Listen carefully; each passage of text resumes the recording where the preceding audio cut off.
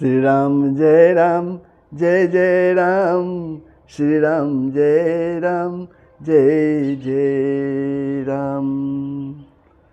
प्रभु, आप लोगों ने श्री आनंद रामायण के संपूर्ण यात्रा कांड का जो प्रसंग था उसका श्रवण किया, जो 9 सर्गों में विभक्त था, जिसमें प्रभु श्री राम के विभिन्न प्रदेशों की यात्रा के बारे में बताया गया है। गुरु रामदास अपने शिष्य विष्णुदास जी को बता रहे हैं, जिसमें आप अनेक तीर्थों का प्रभु श्री राम द्वारा जो दर्शन किया गया उनका श्रवण किया। अब हम लोग श्री आनंद रामायण के याग कांड के प्रथम सर्ग में प्रवेश कर रहे हैं। प्रभु, इसके पहले आप लोगों से नम्र निवेदन है, यदि आपने मेरे YouTube channel Sanatan Darshan with Dinesh को सब्सक्राइब नहीं किया है तो अवश्य सब्सक्राइब कर देंगे, बेल आइकन को दबा देंगे, शेयर करेंगे, कमेंट करेंगे। जय श्री हरि। तो प्रारंभ है श्री आनंद रामायण के याग कांड का पहला सर्ग। इस सर्ग में आप श्रवण करेंगे अश्वमेघ यज्ञ का वृत्तांत, वशिष्ठ जी द्वारा यज्ञ की दीक्षा का शुभ मुहूर्त बतलाना एवं लक्ष्मण को अश्वमेघ यज्ञ की व्यवस्था करने के लिए कहना। तो प्रारंभ होता है श्री हरि श्री गणेशाय नमः, श्री सीतारामभ्याय नमः, श्री राम जय जय राम। एक दिन की बात है, सभा में विराजमान श्री राम ने गुरु वशिष्ठ जी से कहा, हे गुरु, मुनिवर कुंभोधर के कथनानुसार मैंने संपूर्ण भारत की तीर्थ यात्रा संपन्न कर ली है।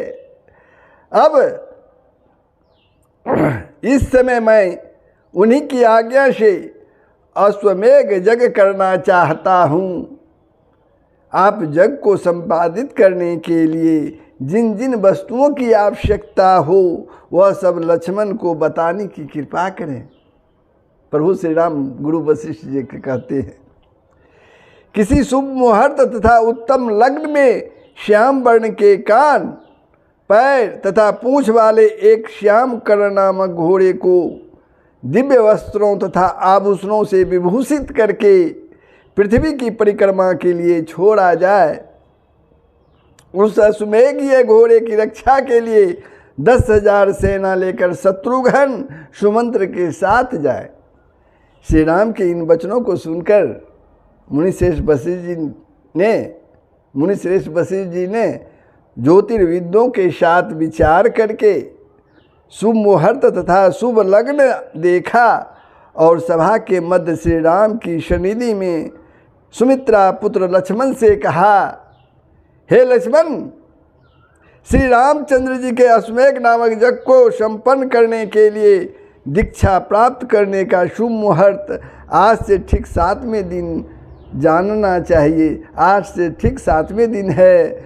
अतः सर्वप्रथम कार्य यह है कि अश्वमेघ यज्ञ करने के लिए राम तीर्थ की भूमि सुवर्ण से निर्मित दिव्य हल के द्वारा ब्राह्मणों के साथ मिलकर शीघ्र ही जोत कर शुद्ध कर ली जाए।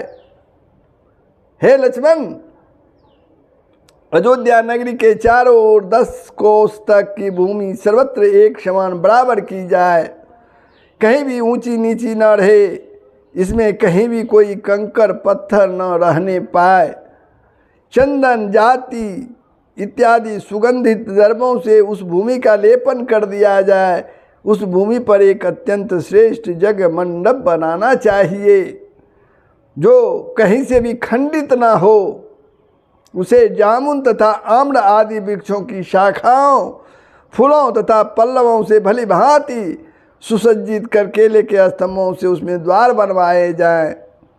उस मंडप के चारों ओर विविध प्रकार के पुष्पों की मालाएं तथा फलों की मालाएं लटकाई जाए। मंडप के भीतर ईंट एवं चूने आदि के द्वारा हजारों हवन वेदियां बननी चाहिए। मंडप के मध्य में मिट्टी का एक विशाल कुंड बनाया जाए, जो मेरे सामने ही बनेगा। उस कुंड के ऊपर खैर की लकड़ी से एक मनोरम तथा महान गोमुख का आकार बनाया जाए। उस गोमुख से पूर्णाहुति के समय कुंड के मध्य घृत की धारा गिराई जाएगी, यानी घी की धारा गिराई जाएगी। सफ़ेद, लाल, काले तथा पीले आदि रंग के पत्थरों के चूर्ण तथा गेरू आदि शुभ चूर्णों के रंग के द्वारा यज्ञशाला में स्थान स्थान पर स्वस्तिक आदि मांगलिक चिन्हों तथा अष्टदल आदि विभिन्न दलों वाले चित्र विचित्र कमलों की रचना की जाए। जगभूमि में शंख, चक्र, गदा, पद्म तथा सुंदर पत्रों की आकृति बनाई जाए और उस जगभूमि में चारों ओर हजारों पुष्प फैला दिए जाएं। सुवर्ण के अत्यंत शुभ और ऊंचे ऊंचे 24 यज्ञ स्तंभ बनानी चाहिए। वे स्तंभ मोतियों की मालाओं से गुंफित तो रहे। कुंड के समीप अश्व देवता के निर्मित एक सुंदर सर्वतोभद्र चक्र की संरचना करनी चाहिए। कुंड को अनेक रंगों के द्वारा चित्रित करनी चाहिए। जग कार्य के लिए सुरवा, श्रुक आदि पात्रों का निर्माण करना चाहिए, किंतु वे सब मेरे सामने बनाने होंगे। सभी पात्र प्राय सुवर्ण के द्वारा निर्मित होंगे, जैसा कि वरुण याग में बनाए गए थे। ऋषियों के विश्राम एवं शयन करने के लिए हजारों आसन बनाए जाएं। ऐसे ही उनके रहने के लिए तृणों, पत्तों तथा खरपरों से निवास गृह बनाया जाए। इस प्रकार मंडप के बाहर पाकशाला, भोजनशाला, ऋषियों को ठहरने के लिए ऋषिशाला और अत्यंत सुंदर स्त्रीशाला का निर्माण हो, जिसमें स्त्रियां विश्राम आदि कर सके। यंत्र के उपकरणों एवं पात्रों को एक परम सुंदर शाला तथा राजाओं के लिए एक राजसभा का निर्माण करना चाहिए, जो रेशम आदि अनेक प्रकार के उत्तम वस्त्रों से सुसज्जित हो। बैठने के लिए अत्यंत मूल्यवान आसन चारों ओर बिछे हुए हों। राजाओं को पीठ की ओर लगाने के लिए श्रेष्ठ तकिए आदि होने चाहिए। उत्तम प्रकार की रुई से भरी हुई अनेक तकिया तथा उपधान ही सभा में लगा देनी चाहिए। हे लक्ष्मण, गुरु वशिष्ठ जी कहते हैं, हे लक्ष्मण, जल पीने के लिए विविध प्रकार के बहुमूल्य पात्र वहाँ व्यवस्थित रहना चाहिए। विविध प्रकार के फलों के रस से पूर्ण पात्र वहाँ रहे। अनेक प्रकार के सुगंधित द्रव्य, केवड़ा, केसर तथा कस्तूरी आदि अनुलेपन के लिए रहना चाहिए। विविध सुगंधित द्रव्यों से भरे हुए हजारों कांच के घड़े वहाँ रखी होनी चाहिए। साथ ही सुगंधित धूप जलाने वाले, नृत्य गान आदि प्रस्तुत करने वाले तथा विविध वाद्यों का वादन करने वाला वहाँ उपस्थित रहे। हे लक्ष्मण, पूजा के सभी उपकरण, उपचार एवं पूजा के पात्रों के सामग्रियों से परिपूर्ण कर सभी राजसभाओं में अलग अलग रखवा देनी चाहिए। इस प्रकार ऋषियों की सभा प्रचुर मात्रा में कुश, समीधा, दंड एवं कमंडलू आदि से समन्वित रहे, भरा हुआ रहे। साथ ही उत्तरीय तथा कौपीन आदि वस्त्र, वल्कल वस्त्र, मृग चर्म, पूजा के द्रव्य, हवनीय द्रव्य, जल से पूर्ण हजारों कलश, शौच आदि के अनंतर हाथ पांव आदि धोने के लिए पवित्र मिट्टी, दंत काष्ठ, खड़ाऊ तथा मुख शुद्धि के लिए अनेक वस्तुओं की वहाँ व्यवस्था होनी चाहिए। गुरु वशिष्ठ लक्ष्मण जी से कहते हैं, नारी सभा में पूजा के लिए अनेक पात्र, सिंदूर आदि सौभाग्य द्रव्य तथा सुगंधित द्रव्यों की व्यवस्था रहनी चाहिए। हे लक्ष्मण, वहाँ अनेक प्रकार के भेंट एवं उपहार से भरे पात्र तथा काजल और कुमकुम से भरे पात्र रहनी चाहिए। अनेक पेटिकाओं में सुंदर सुंदर चमचमाते हुए उज्ज्वल आभूषण रखा रहना चाहिए। साथ ही हरिद्रा, मेहंदी आदि द्रव्य कंचुकी और विविध प्रकार के वस्त्रों को वहाँ रखना चाहिए। ऐसे ही अनेक प्रकार के पंखे और चंबल आदि वहाँ सुसज्जित रहनी चाहिए। मित्रजनों द्वारा लिखित एवं प्राप्त हुए पत्रों को चारों ओर सजा कर रख देना चाहिए। रामचंद्र जी की मुद्रा से अंकित पत्र लेकर दूतों को आज ही शीघ्रता से मिथिलेश, जनक, कैकेयी, नरेश, कौशल्या तथा सुमित्रा के माता पिता के पास भेज देना चाहिए। हे लक्ष्मण, गुरु वशिष्ठ जी लक्ष्मण से कहते हैं, हे लक्ष्मण, श्याम वर्ण के पैर, कान और पूंछ वाले एवं श्वेत वर्ण के श्रेष्ठ श्याम कर्ण घोड़े को बहुमूल्य वस्त्रों तथा आभरणों से सजाकर विरासन में बिठाकर उसे सुंदर चामरों तथा मोतियों की सुंदर मालाओं से अलंकृत किया जाए। सुवर्ण निर्मित श्रृंखलाओं और बेनी बंद आदि विभूषणों से विभूषित उसे किया जाए। उसके मस्तक पर सुवर्ण के पत्र पर साफ साफ अक्षरों में अग्रांकित संदेश लिखकर बांध देना चाहिए। यह कौशल, क्या संदेश बांध देना चाहिए? यह कौशल देश के नरेश श्री रामचंद्र जी के अश्वमेघ जग का घोड़ा है। यह घोड़ा भूमि की प्रदक्षिणा करने के लिए छोड़ा गया है। सभी देशांतरों के राजाओं को यह ज्ञात हो कि जिसमें बल पराक्रम हो वह इस श्रेष्ठ घोड़े को बांध ले। यदि ऐसा नहीं है तो अपने राजकोष तथा अपनी संपूर्ण सेना और अपने कुटुंबीजनों एवं नगर तथा जनपद निवासियों को साथ लेकर इस घोड़े के पीछे पीछे चलते हुए यहाँ अयोध्या में यज्ञ भूमि में आकर उपस्थित हों। हे लक्ष्मण,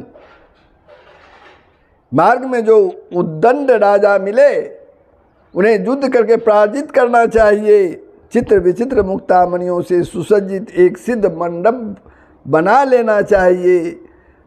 तदंतर विशाल सेना से घिरे हुए रहकर सुमंत्र को साथ लेकर शत्रुघ्न एक रथ पर आरूढ़ होकर जगीय अश्व की रक्षा के लिए उसके पीछे पीछे जाएं। हजारों कलशों में भरकर अनेक पवित्र नदियों का जल तथा अनेक देशों की पवित्र मिट्टी भी शत्रुघ्न के माध्यम से मंगवाकर एकत्र कर लिया जाए, इकट्ठा कर लिया जाए। अयोध्यापुरी को अनेक पताकाओं तथा ध्वजों से सुशोभित किया जाए। अयोध्या के देवालयों तथा भवन को चूने आदि के द्वारा पुतवा दिया जाए। देवालयों के भीतर यानी मंदिरों के भीतर नाना प्रकार की चित्रकारी करवा दी जाए। स्थान स्थान पर रत्नों के दीपक स्थापित कर दिए जाए। स्थान स्थान पर रत्नों के दीपक स्थापित कर दिए जाए। प्रत्येक देवालय में पूजा की समस्त सामग्री रखवा दी जाए। हे लक्ष्मण, सभी प्रकार के वाद्यों को भी देवालय में रख दिया जाए। ऐसी आज्ञा तुम आज ही प्रेषित कर दो। गुरु वशिष्ठ कहते हैं, हे सौमित्र, सभी राजमार्गों को साफ सुथरा करवा दो। उन्हें चंदन मिश्रित जल से सिंचित कर दो। ऊंचे ऊंचे सभी भवनों पर सर्वत्र विविध प्रकार की रमणीय चित्रकारी अंकित करवा दो। जगह जगह मोतियों की मालाएं लटका दो। प्रवाल मणि, वैदुर्य मणि, कश्मीर मणि और स्फटिक आदि मणियों की तथा नाना प्रकार के पुष्पों एवं पके हुए फलों की मालाएं स्थान स्थान पर बांध देनी चाहिए। जहाँ जालियाँ हो वहाँ विशेष रूप से मालाएं लटकाई जाए। गुरु वशिष्ठ कहते हैं, हे लक्ष्मण, इस प्रकार से जो जो मैंने कहा है उसका तुम बिना कुछ विचार किए हुए पालन करो। गुरु वशिष्ठ के इस प्रकार के वचनों को सुनकर लक्ष्मण ने कहा, जो आज्ञा